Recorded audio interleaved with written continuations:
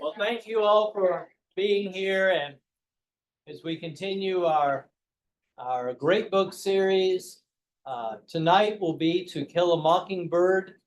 We only have one more left. In December, Clevan is going to be regaling us with all 3 installments of Lord of the Rings, so we're looking forward to that as well. But Jordan? All right, give me just 1 second. Just make sure this is gonna go away. The little screen share thing. Okay, we'll give that a minute to think about it. Okay, anyway, tonight it's a great turnout. I'm glad to see everyone. To Kill a Mockingbird is a book that most of us probably read sometime in high school or middle school. It is pretty standard for American English classes to go through this book and to read a lot about it. We'll go through the synopsis pretty briefly later on. As we discuss the characters, we'll explain what they do, and that'll break down the synopsis for us. Most of the weight in this book is going to come from what kind of book it is. We're going to talk about the Bildungsroman, or books of maturity, becoming mature in a novel, and what those look like and what that means. And then also what it means as one of the great American novels, and the different kinds of themes that it explores in that sort of a background. I'm gonna try one more time to hide this. If it doesn't work, we'll just have to bear with me here. Maybe go away. All right, good enough. Okay, hey, there we go, perfect. Okay, so yes, To Kill a Mockingbird, as I've called it here, the book they make you read in high school, is maybe famous or infamous, depending on how well you liked it. Most of us are familiar with the basic thrust of the novel. There's a family with 2 young children. They make a childhood friend. The first part of the novel is mostly about their childhood.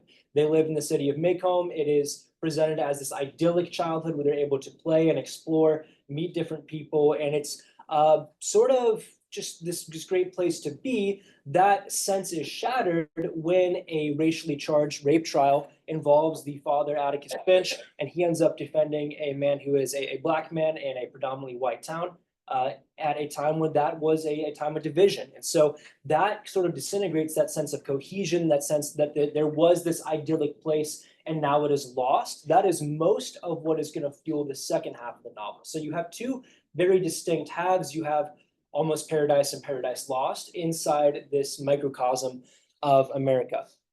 With the first half and really the first third of the book, it revolves around this enigmatic character, Boo Radley, who is a member of their town. That's sort of an urban legend for the children. He is a recluse who never comes out of his house. And so, of course, they make up all sorts of stories about him.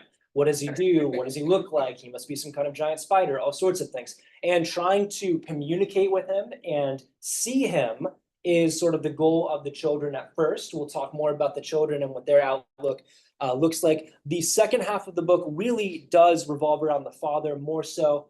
He is going to be the prime actor, and even though he is not really the main character, his actions are going to be what we evaluate. And he opens up the window through which the children can see the real world. So again, the childlike idol is gone, and now he is opening up that real world for them.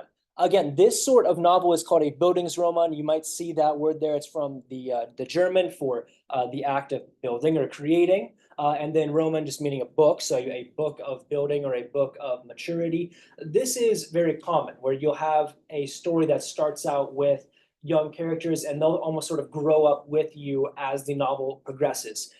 In terms of other forms of novel, we'll talk more about what's called the hero's journey a little bit later on. That'll maybe steal a little bit of Clay's thunder about Lord of the Rings, but that is another famous sort of hero's journey novel. That's more like for grown characters, where it's not their own physical maturity, but more like a journey that they undertake or a place they go to. And again, we'll come back to that in just a second. The idea of a loss of innocence is going to be a sense that pervades the novel. The title of the novel actually refers to that loss of innocence. The father, Atticus Finch, says that mockingbirds are innocent birds, and they're things that you should not kill. He's given the children guns to play with, the little air guns. And so he says not to kill mockingbirds, and obviously here we have that idea of innocence lost. So again, coming of age is definitely what the novel is really focused on. The main character here, who is Scout, the little girl there in the film that we'll talk more about in just a little bit, is I believe 5 or 6 at the beginning of the novel, ends up being about 9 years old at the end, about 3 years past during the entire novel. And so she is growing up and is definitely by no means an adult in terms of age by the end of the novel, but she is having a more adult outlook in that things that she didn't even think were possible in terms of morality, in terms of understanding other people and understanding her neighbors, is now part of her worldview. And again, not brought about by normal maturity, but brought about by forcing herself to confront those evils with the trial that her father was a part of. Again, I mentioned before, the hero's journey is something you might see more often with adult literature. As Clay will talk about in about a month, I guess. With The Lord of the Rings, you have the group of hobbits and their friends. They have this idyllic place they live in, they leave it, they have adventures, and whenever they come back, they are fundamentally changed. So instead of just growing up, they're already grown adults in that novel. And so you might be more familiar with this in adult literature, where I go, I take an action whenever I come back, I am fundamentally changed. This is more like, as I grow, I am changing and becoming something else. So again, here we'll get into a little bit about the book itself. Harper Lee is kind of a reclusive figure herself. During her entire life, she did not do too much in terms of promotion, interviews, etc. She more or less kept to herself. Her estate handled quite a lot of her business for her. This is the only published work for almost all of her life. We'll talk about Go Set a Watchman in just a little bit. That's a companion book to Kill a Mockingbird. And it was published in 1960. The film that we'll reference a couple times came out about 2 years later and was pretty faithful and very well received. Now, we'll get into the setting. The American South is almost a character in and of itself.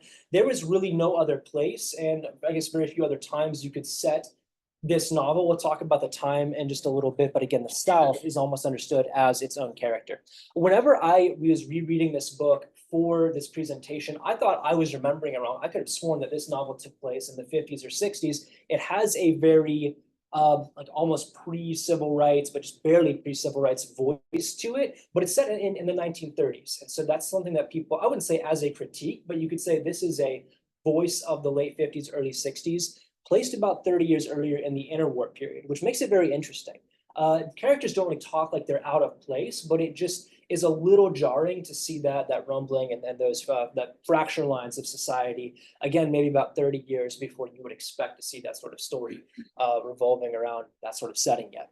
We're going to talk about what happened to the South in the aftermath of the Civil War and what made it this very unique place. You might hear the phrase the postbellum or antebellum South. Antebellum is before the war, meaning the Civil War, and then postbellum, meaning after the war. Reconstruction is the process after the Civil War that made the South really what it would become in the decades and years that followed. And that's what makes this very interesting sort of place we'll talk about on the next slide for just a second. The town of Macomb is where the novel takes place. It is pretty much just a carbon copy of Harper Lee's own hometown of Monroeville, Alabama, also southern Alabama, also very small. So it's something that she was very intimately familiar with, and she was able to lift her own childhood experiences, not word for word or not beat for beat, but keeping very much the ideas and the feelings that she would have had in her childhood and use that to make you feel the town very intimately, especially again in the first third of the novel, where that is the purpose, is to make you feel the sort of childhood that she has. Again, the Great Depression serves as this sort of backdrop that makes people feel vulnerable. If any of us have lived through any kind of economic downturn, most of us remember 2008, not very much the same at all, but that same sort of idea. You feel less secure, you feel kind of on edge, things are a little bit jumbled up. And so even more so in the South, where after Reconstruction and having their lives upended, and again, for good reason, following the Civil War, now there is another social upheaval in the Great Depression. So some people are still getting rich, some people are not, just come off of World War I. And if again, you remember, World War I was advertised as the war to end all wars. And so you have this period that should be, this great triumph for American society, and it really does not seem like it is actually ending up to be that way. So that sort of a little bit of interior paranoia there. This story is within the greater genre of what could be called Southern Gothic. And if you enjoy this sort of, I want to say, darker literature, where the South is, again, almost a character in and of itself, this is an expansive genre in American literature. Quite a few stories really could only be set in the South. The South almost becomes like the way people in Europe would talk about Greece or Rome, where there's this great monolith of culture that we knew that even at the heights that it was, maybe it might have even been founded on human suffering in the same way that slavery would play a role in Greece and Rome. So it did in the American South, but it still will entrance people in the idea that something happened and that pre-bellum lifestyle is never coming back, sort of makes it loom over the modern characters, even if they have nothing really to do with that pre-war lifestyle at all. So very, very interesting genre there. A little spooky, the sense that something is not quite understandable or reachable by people who might happen to live in the same country, speak the same language, but are just not Southerners. You know, I went to school in the South, and people definitely down there know who is not a Southerner.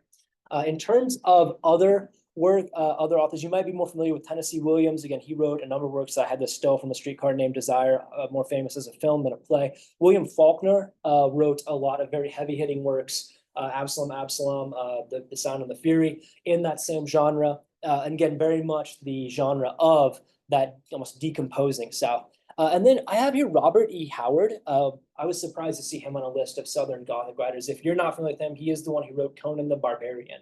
And once you read that, it really is a lot of the same thing, where there's this sort of fallen Atlantean culture that we can never know, and it's this crazy thing. So again, that idea of almost a fallen American empire is very interesting to play around with. Let's get a little bit more into about the author. Again, Harper Lee is not someone who was interested in being a celebrity author, and she certainly was in a certain sense, but not so much for her personality. More so for her work, which I think is honestly maybe truer to the version of a celebrity author. So again, she passed away a few years ago, not too long ago though. She lived to be, I think, either 90 or just shy of 90. Again, she's from Monroeville, Alabama, and that's, again, like we said, same as Macomb in southern Alabama, small town. We'll come back to that town in just a second. Her father is, again, almost the prototype for Atticus Finch. His name was Amasa Coleman Lee. He's a member of that Lee family, the Robert E. Lee family, the very prominent Virginians, some sort of distant cousin, not a direct descendant. Now, he was, again, the template for the actions that Atticus would take. In his last legal trial, where he was acting as an attorney, Amasa Lee did defend two Black individuals who were accused of knocking over a store or stealing things. He was not successful. Those two individuals were tried and hanged, and he was so disgusted that he gave up law practice afterwards. So again, you see sort of that darker formation in her own life that was to unfold on the page. She was friends with Truman Capote. He wrote Breakfast at Tiffany's and a lot of other things that I can't remember, but a famous writer in his own right. He's the one who took the photograph of her there. That's when she's a younger woman. She moved to New York City in 1949 and had a lot of odd jobs, working for an airline, working for a travel agency, working at a library, just doing really anything. For about a decade. And about 10 years after she moved to New York, her friends gave her a gift of a full year's salary and said, we know you like to write. We've read what you've written. It's very good. You should take a year and just write a novel, write something good. And she did. So she took that year and she wrote what would become To Kill a Mockingbird and submitted it for publishing. At that time, it was more disjointed, and we'll talk about that in just a second. She submitted maybe a packet of ideas and vignettes, like little almost short stories that were not really a cohesive novel. At that time, whichever publisher took the submission said, we really like this. And we think you're a very skilled author. You need to flesh it out and make it feel more like a novel. And so whenever she returned, she had To Kill a Mockingbird. And again, very quickly found success after that. Now, what is very interesting, if you see To Kill a Mockingbird in a bookstore, you might notice there is a book right next to it that also has Harper Lee's name called Go Set a Watchman. This is a little bit controversial. This book was billed right at the end of her life. Again, we saw that she died in 2016. This was published in 2015 as this long-awaited sequel to Kill a Mockingbird. This is not necessarily true. It definitely does follow the characters later on in life. This is actually kind of what's left of her original draft.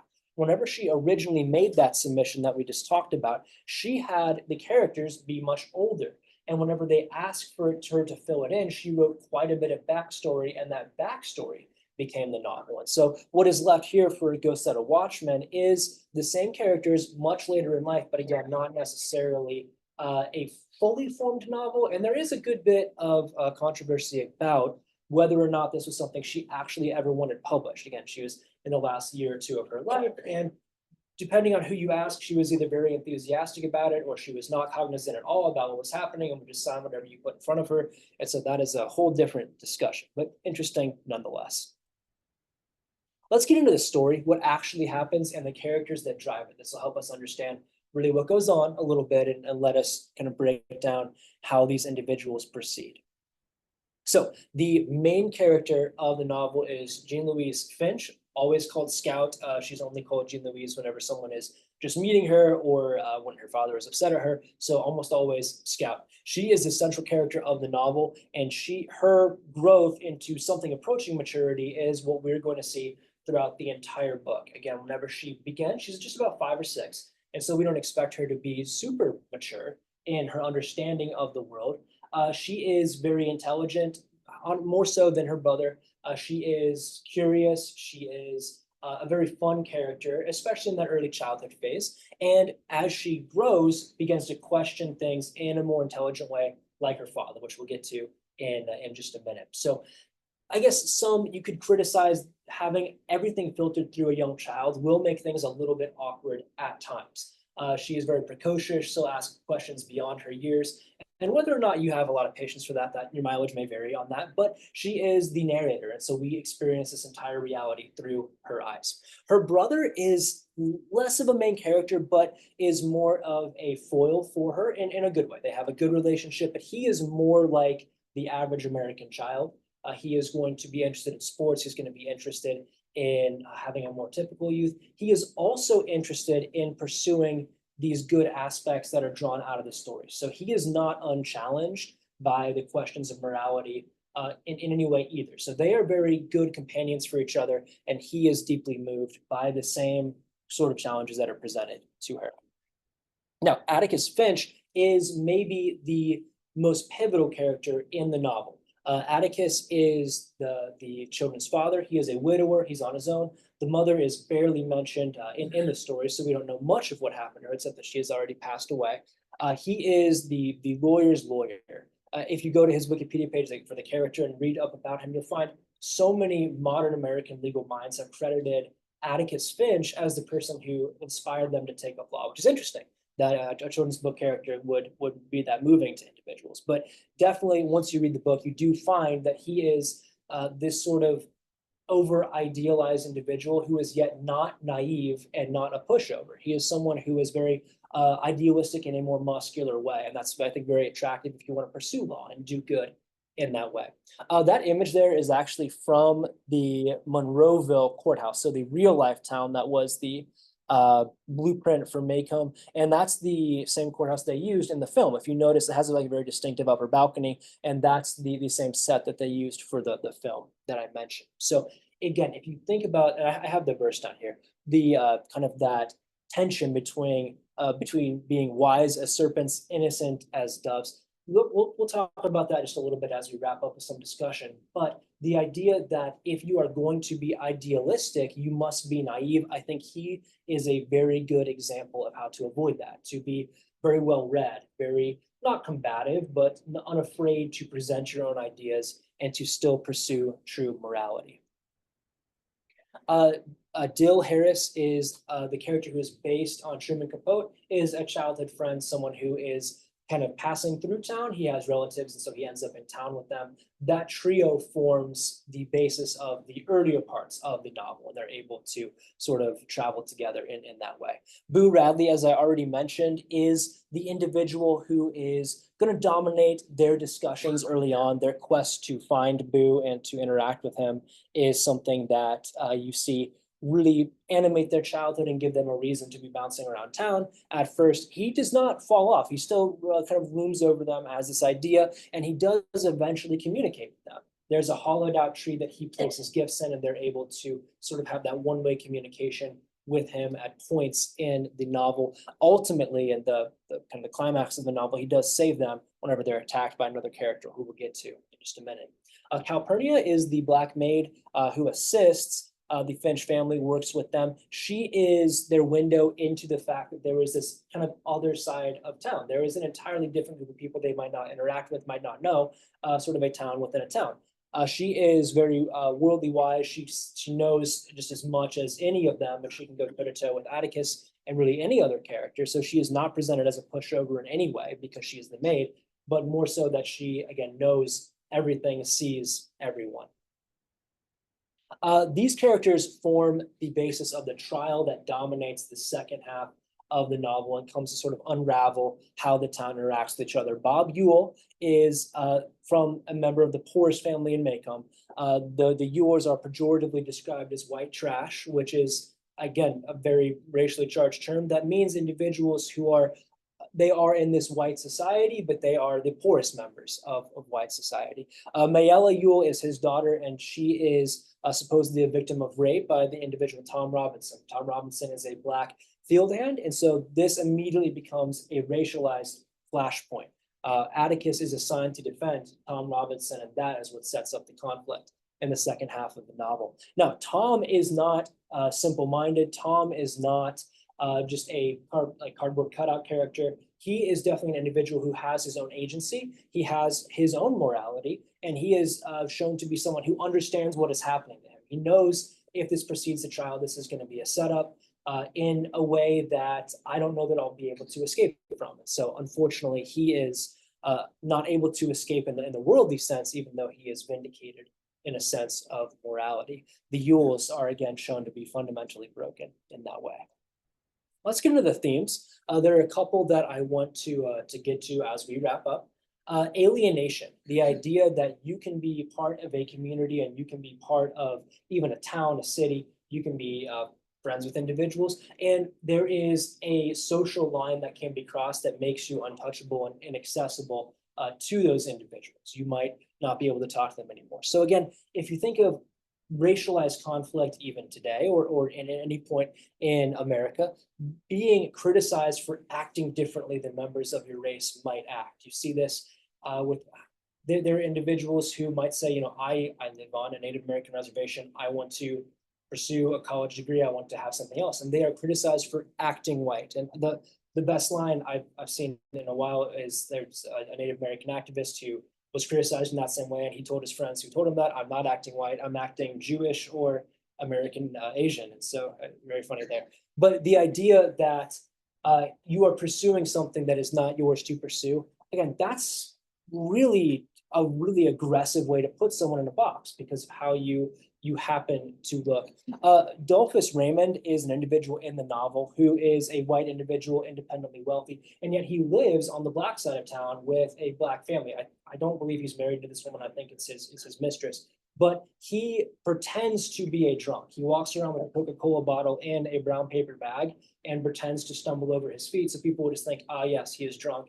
He is just not culpable for his actions. So that people won't box him in and think of him as this crazy person who would choose to live outside of his race. So again, you see the power of alienation and what people do to escape that in that way. So think about, again here, we use that pejorative white trash to talk about the Ewells, and that is again, kind of an old Southern stereotype, but think about how similar poor whites and poor Blacks would have been in post-Reconstruction South. If you were in the position of the Ewells, you would be working side by side with these Black families. They would be almost identical to you in pretty much every way, and yet that racialized conflict is still there. So think about what it takes to over-criticize, over-analyze, and ultimately reject someone who is so similar to you in almost every way. Duty and dereliction.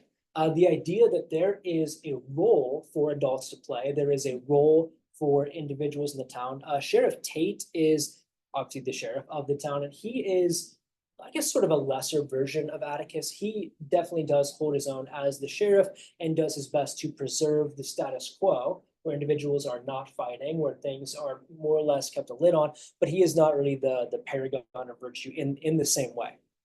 Atticus is more so, I think, the illustration of preserving virtue, preserving morality, the idea that the adults have this goal where I want to have a virtuous society, and children, I think, understand that innately when they're youngest. So, for example, at the earliest part of the novel, Scout might think of all adults as inherently good people. And then as she grows, obviously, that is unfortunately broken. Now you end up with those individuals who, even as she is becoming, we might say, more cynical or more mature, is able to still be that virtuous person, which is so much more there. I think a good thing to illustrate this, someone pursuing their duty, there's a scene where a rabid dog is kind of going down the street, and there's no one who is willing or able to take care of it except for Atticus. So they hand a gun to the lawyer, and he is supposedly a good enough shot that he kills the dog and stops it from spreading rabies anywhere. And that idea, and especially in the film, if you've seen it, just the lone man in the street with the gun, it's almost like a cowboy figure. There again, saving things. I would contrast this with J.D. Salinger's book, which is also the other book they make you read in high school all the time, The Catcher in the Rye, where the argument and the titular argument from the novel is that there is a sort of a wave of cynical maturity that washes over youth, and they lose something that is good. And so in order to preserve that sense of innocence, you have to stop maturing, and you have to sort of catch people before they mature. And again, I don't think that that's right. I don't think that we agree too much with that. So there is more like a synthesis where you're able to mature in a way that is still morally right without lapsing completely in cynicism. Now, race and division is something that's very interesting. The idea of a Gerardian sacrifice is something that would take us just a second to explain. But the idea of a scapegoat, I think, is something that we would be more familiar with. The idea of a scapegoat in even the Old Testament, where there is an animal that would be used in place of a sacrifice. So, we cannot, if we being the Old Testament Jews, we cannot physically bind up our sin and slay it on the altar. And so we will use an animal to demonstrate that in accordance with the Old Testament. If you are doing that as a social practice, you end up with something very different, where I want to pick a group of individuals who now I'm going to project every societal ill onto these people. Maybe the most famous international example would be with anti-Semitism and the Jews. The Jews are very rarely completely fit in any country. They keep their own customs. They tend to hang out with each other. So it's easy to project things onto them and assign blame to these individuals who might speak a different language, look a little bit different, and not do their best to fit in, for better or ill, or whichever. So again, this is that sort of, you are finding a way to make things right in your mind by assigning blame to another person. And again, we have numerous verses. This is not correct. This is not how to form true morality. This is completely punting on the issue of morality and saying, I don't want to deal with it. I'm going to assign blame. It's easiest to blame that person. Okay. As we wrap up, I'll have some discussion questions so that we can think about if we have time or if we want to talk about. But I do like to get at a couple other books that touch on similar themes and might be interesting if you want to read this sort of novel. If you are interested in the more spiritual aspects of the Bildungsroman novels, Demian by Hermann Hesse, I do want to stress, is not a novel that I endorse its message or think that it is a good thing. I think it's very interesting. Hermann Hesse was writing in 1930s Germany when the wheels were really coming off of his society. He is writing about a young man who goes off to college and in leaving his father's house sort of abandons the constraints of earthly morality and especially Christian religion and begins to build his own morality, almost like in a Nietzschean sense. And so definitely does not arrive at a lifestyle that I approve of, or that I think any of us would be too thrilled about. But in forming his own morality, you find how easy it is for people to justify themselves as they age. If the Southern Gothic literature is something that interests you, Flannery O'Connor has a ton of short stories, so you don't have to go out and get a huge brick of a book to read through it or read a stage play. That can be a little difficult sometimes to get through. She has a lot of short stories, quick little punches that definitely, she calls it the grotesque of Southern society, the idea that there is something just inherently different. And there's always that kind of veneer of very attractive elements with sometimes something a little more sinister lurking underneath. She was very deeply Catholic, and so you'll see that in a lot of her novels as well, which again, not necessarily a rarity in the American South, but not common in that way. In terms of a sort of Bildungsroman novel that you might be a little bit more sympathetic to, even though it is also a little older. F. Scott Fitzgerald is obviously much more famous for The Great Gatsby, but his first major work is called This Side of Paradise, and that is about a young man who goes to Princeton and believes that he like has this dream of himself as a successful Princeton graduate. And it is more about synthesizing yourself to the reality of the world. So, I mean, adulthood is so much realizing who you are going to be and who you could have been, and then maybe meshing those two together in a way that satisfies you. And so I think that he speaks to that quite a bit. His language is great. It's very emblematic. Obviously, it's a completely different world than To Kill a Mockingbird, but they are written at about the same time and set in about the same time period. So that's interesting to see how different our country looked in those two different places as well. So again, I think all three of those are worth a look as well. A couple discussion questions as we wrap up here. So first, what level of innocence and naivety is appropriate for a child? If a child were to touch on aspects that are difficult to talk about, such as sex, such as questions of religion, such as questions of society, how would that discussion appropriately go? There's a scene in the novel where, again, the children know their father is defending an individual in a rape trial, and the children ask the father, what is rape? And he has to answer that question. He has to tell them what's going on. And again, that's an entirely different discussion. So how would that go with a child? How would that go with a young adult? At what point are you expected to not be cynical, but be able to be not a child anymore? And then for a grown man or woman to still have that level of naivete. I think Dostoevsky has a book, The Idiot, where someone is chastised as being an idiot because they have that sort of childlike belief in others and that sort of childlike morality, even as a grown man. And so, interesting. And then secondly, at what point should a child have input on matters of morality? If a child raises their hand and said, that's not fair, at what point do we listen to them? At what point do they have enough life experience to actually have input? And then looking at Atticus as this lawyer and someone who is this arbitrator of justice in the novel, what point does an individual become an expert, and do we almost outsource morality to them? Again, if we are in the middle of a fight, or we're in the middle of an event and a police officer shows up and says, I'm going to arrest someone and I'm going to proceed in a certain way, we would all, maybe I hope, agree with him being the official. He is the officer. He's able to handle this, and we've all outsourced almost our morality to law and to the system that he is participating in. So how does that work? At what point are we okay with that? And at what point do we think we've maybe given up too much of ourselves? So that's all I have. I'm delighted to see if anyone has any feedback here, or to circle back to anything that we had previously, or if anyone has any questions. I'm glad to hear that. How does it end? So I didn't spoil too much of the novel. Tom Robinson does not escape from prison, so he is shot in an escape attempt.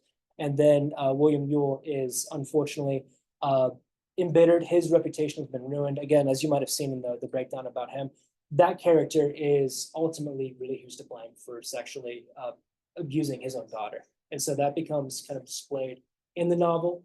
He ultimately attacks the children, and then Boo Radley does just kill him. And so he is revealed as an individual who is watching out for the children of that same way. Which makes him, again, sort of the bookend character they're talking about at the beginning and talking about at the end. So sorry if you spoiled it for you, but again, like 60 years past publication, and we all had to read it anyway. So yeah, anything else? Are we all good? Perfect. Well, fantastic. All right. I don't know how soon it'll be until Clay does his, like 2 weeks. December 10th.